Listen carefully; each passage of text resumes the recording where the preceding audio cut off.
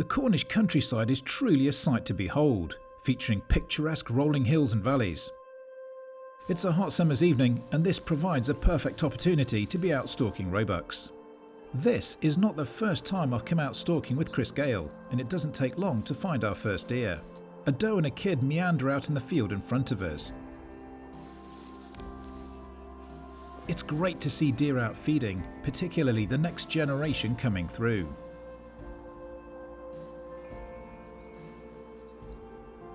It's my first outing with the Sow 100 Pantera, fitted with the latest generation Hawke Frontier 2.5 to 15 by 50 scope. The doe is not disturbed by our presence and continues to sit out in the long grass as we move on in our attempt to find a buck. Chris puts a huge amount of time and effort into scouting. He knows his ground intimately, where the deer are and their likely movements. It's a testament to the work he puts in.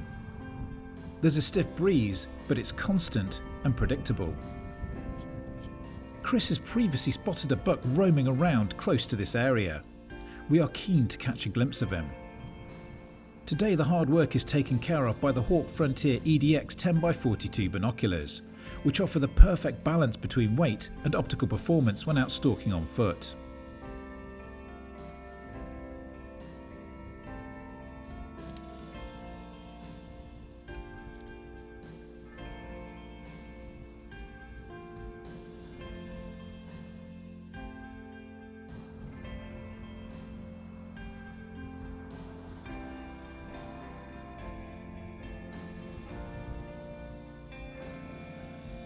We decide to sit out behind a wall that provides a perfect vantage point to overlook the field below. That's where Chris believes the deer will be located. Patience is key here.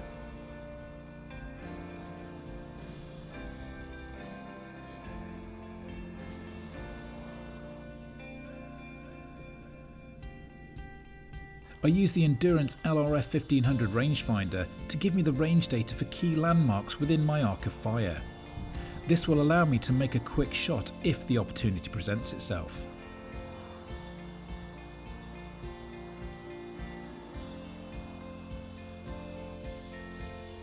Unfortunately, we haven't spotted any bucks and head back to scan the fields behind us for any deer that may be out grazing.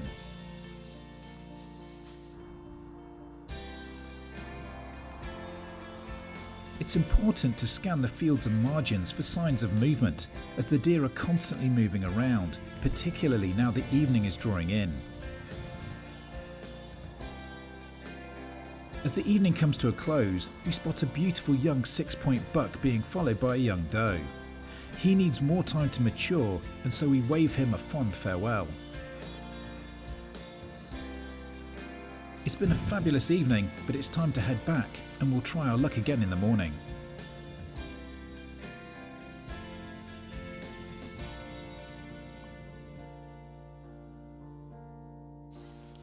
The next morning, we head out early.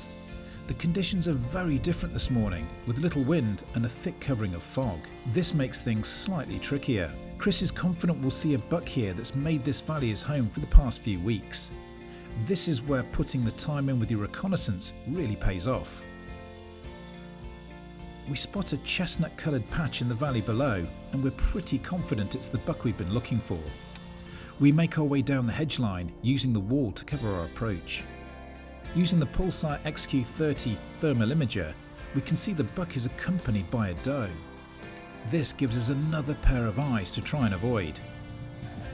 We can see that the doe is feeding on the edge of the patch of thistles, and we know the buck is not too far away. Using the bushes as cover, we make ourselves as small as possible to get into an advantageous position.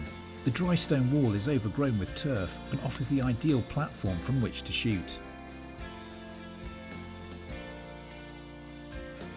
The beautiful 6-point buck is making its way up the valley in pursuit of the doe, but has lost sight of her as she's jumped the wall.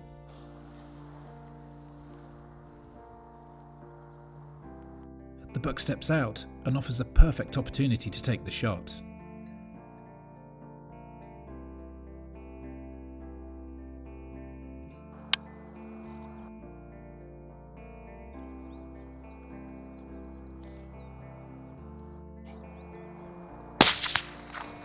One perfectly placed shot and the buck drops on the spot.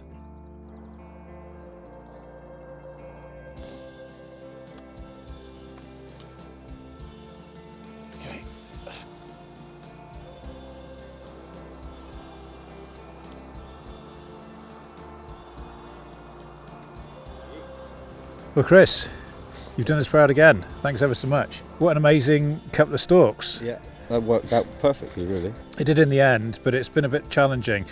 When I come stalking down here with Chris, it's never straightforward. No. There's always some form of either weather condition or environmental issue, or the traffic just getting down here in the southwest peninsula can be pretty tough. But it's always worth the effort. Now, we came out last night and we've been seeing a lot of deer. Now, there's does absolutely everywhere and a lot of young bucks. So you've got to be pleased with the population here at the moment. Yeah, the population's doing well. If anything, they may need to be trimmed back a little bit on the does, but overall they're all healthy. There's good young bucks coming through. So yeah, and like this one, the bucks we are seeing are really good quality. You know, came last year, we knocked a couple of cull bucks down for you, but we weren't seeing the bigger typical 6-pointers. But here, even the youngsters are looking really, really strong. So what is it about this area that grows big roebuck? I think it's just that they're not disturbed. If a deer is allowed to eat, then it will eat and it will become a healthy deer. If they're pushed around and disturbed all the time, they're not going to want to eat when they want to eat. Yeah. They'll feed it in during the hours of darkness, which is not enough time for them. Yeah. So I think that's a lot of it, is just having settled deer helps a lot with the heads. It's been beautiful. So last night we saw a lot of deer. We moved around. Beautiful summer's afternoon. You know, good for my hay fever as well. And then this morning, once again, saw a lot of deer. And then just thought we'd have a look here, and the fog came out. Yeah, I thought it was game over, to be honest. But you just know where your deer are. How important is the reconnaissance and putting the time into the ground to figure out where these deer are? You've got to do it. It's no good going out on a whim thinking, oh, there may be a deer there. You know, you've got to put your time in, otherwise you end up with very disappointed customers. Yeah, but it is great when you see a decent buck. It's great when you get into position. And then he did the work for us. There was a doe down here with him that kind of started taking him up the hill.